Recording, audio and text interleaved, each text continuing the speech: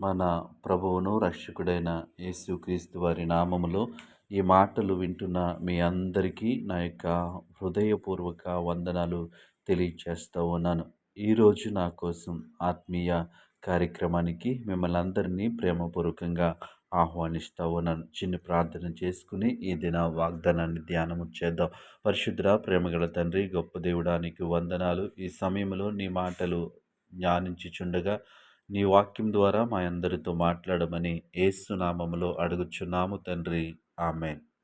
ఈరోజు దేవుని వాక్యము ఫిలిప్పీయులకు రాసిన పత్రిక 4వ అధ్యాయము 5వ వచనము. మీ సహనమును సకల జనులకు తెలియబడనీయుడి.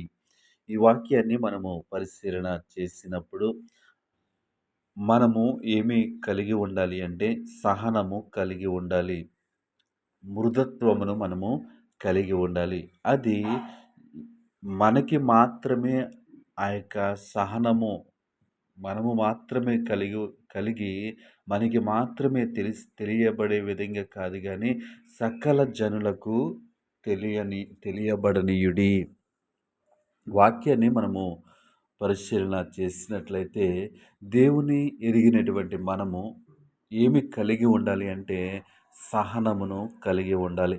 ఈ లోకములో మనము ఒకసారి పరిశీలన చేసినట్లయితే, ప్రస్తుత కాలములో ఏ వ్యక్తికి కూడా సహనము అనేది లేదు.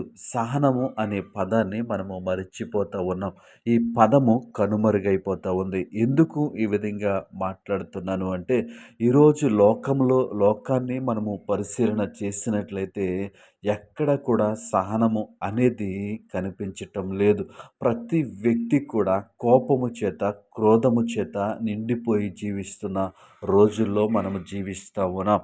కానీ దేవుని వాక్యము తెలియచేస్తూ ఉంది, మీ సహనమును సకల జనులకు తెలియబడనీయుడి. దేవుని నామానికి మహిమ కలుగునుగాక.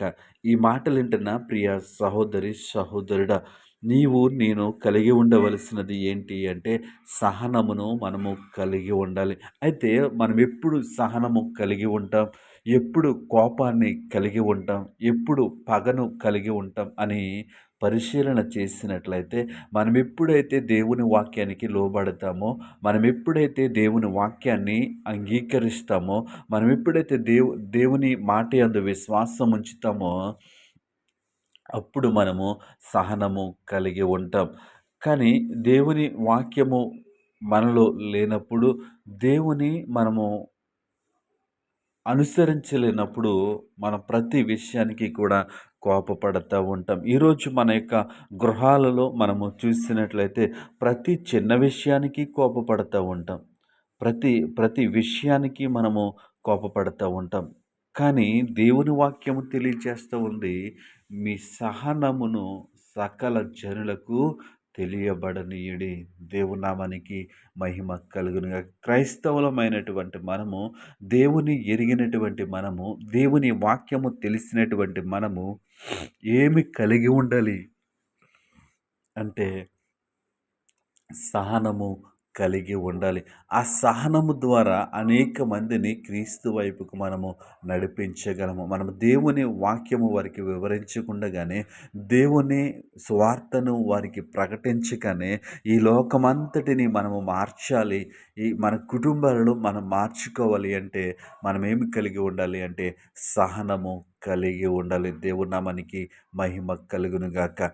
ఈ మాటలు వింటున్న ప్రియ సహోదరి, సహోదరుడా, నీవు ఏ మార్గము గుండా ప్రయాణం చేస్తా ఉన్నావు, నీవు ఎలాంటి పరిస్థితుల్లో ఉన్నావు, నీ కుటుంబ పరిస్థితులు ఏ విధంగా ఉన్నాయి, అవి ఎలా ఉన్నా సరే నేను ఏమి కలిగి ఉండాలి అంటే సహనము కలిగి ఉండాలి. చూడండి, మన గృహంలో ఉన్నటువంటి పిల్లలు, చదువుకునేటువంటి చిన్నపిల్లలు, వాళ్ళు హోంవర్క్ చేయలేదంటే కోప్పడుతూ ఉంటాం. సరిగ్గా చదవట్లేదంటే కోప్పడుతూ ఉంటాం. అలాగే భార్యాభర్తల మధ్య ఏదైనా చిన్న విషయం జరిగిందంటే కోపము, మనకి తెలిసిందేంటంటే కోపపడటము.